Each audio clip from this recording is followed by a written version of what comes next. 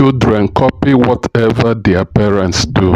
The Olanians' living room buzzed with the hum of the ceiling fan and the aroma of jollof rice wafting in from the kitchen. 7-year-old Toby sat cross-legged on the rug, building a tower with his Lego blocks. His parents, Mr. and Mrs. Olaniyan, were seated on the couch, engaged in one of their lively arguments. "Toby, go to bed," Mr. Olaniyan said, without taking his eyes off his wife. "Not yet, Daddy. I am almost done," Toby whined. "Let him finish," Miss Olaniyan interjected, her tone teasing. "Maybe he will build a better argument than you." Mr. Olaniyan smirked and leaned forward. "Better argument? You are the one who always..." He playfully tugged at her braid. "Ouch, Ayo," Miss Olaniyan laughed, swatting at her husband. "You are lucky I don't pull your ears like Mama Nkechi did to her husband last week." They both burst into laughter. Toby watched from the floor, his eyes wide with curiosity. The scene etched itself into his mind. The tug of the braid, the swat, and the laughter.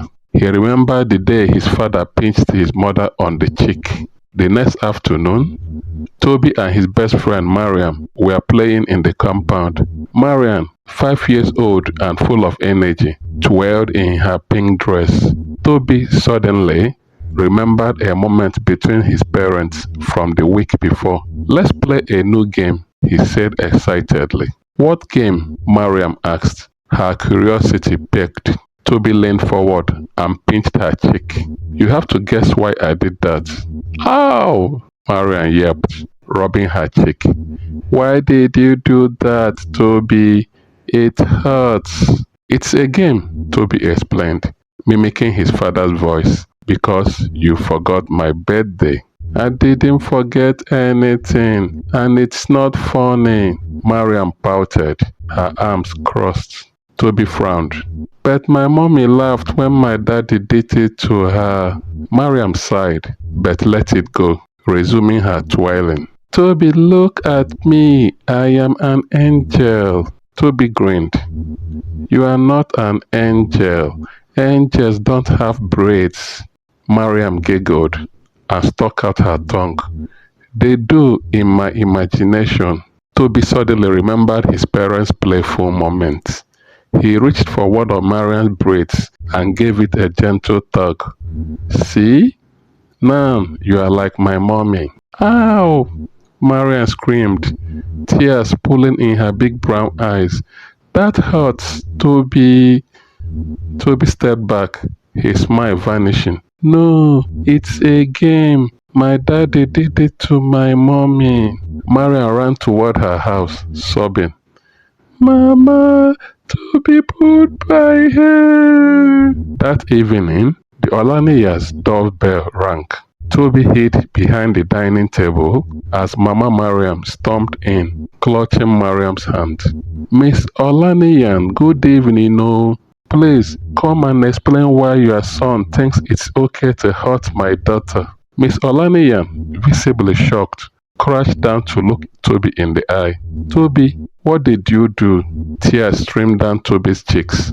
I only did what Daddy did to you yesterday. I thought it was funny."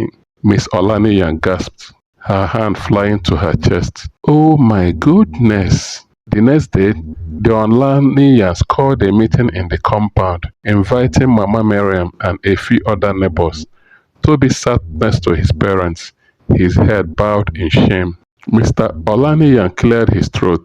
"Thank you all for coming. We want to apologize to Mariam and her family. We have learned that our actions, even when playful, can have unintended consequences."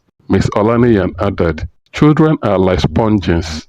They absorb everything, even when we think they are not paying attention." Toby didn't understand that what he saw wasn't something to copy. "That's on us." Toby sniffled and turned to Mariam. "I am sorry, Mariam. I didn't mean to hurt you. Can you forgive me?" Mariam hesitated, but then nodded. Okay, but don't pull my hair again. The crowd chuckled, and the tension eased. Just as the meeting was wrapping up, Mama Nkechi raised her hand. Since we are talking about children copying us, let me confess something. My daughter Amaka told me she saw me yelling at the security guard last week, and now she's been shouting at her classmates in school. The courtyard erupted in murmurs. Mama Miriam sighed. We all have work to do. These children don't just hear us, they become us. Over the weeks, the neighborhood grew quieter, not from lack of activity, but from mindful parenting. Toby and Mariam resumed their play, this time inventing games with less adult inspiration. One evening, as Toby helped Mariam arrange her dolls, he smiled shyly. I promise to be better, Mariam. From now on, I will only copy the good things. Mariam grinned. Good, or else I will tell my mommy for you again. Moral of the lesson is children are mirrors of the world adults create around them. Be the reflection you want them to emulate.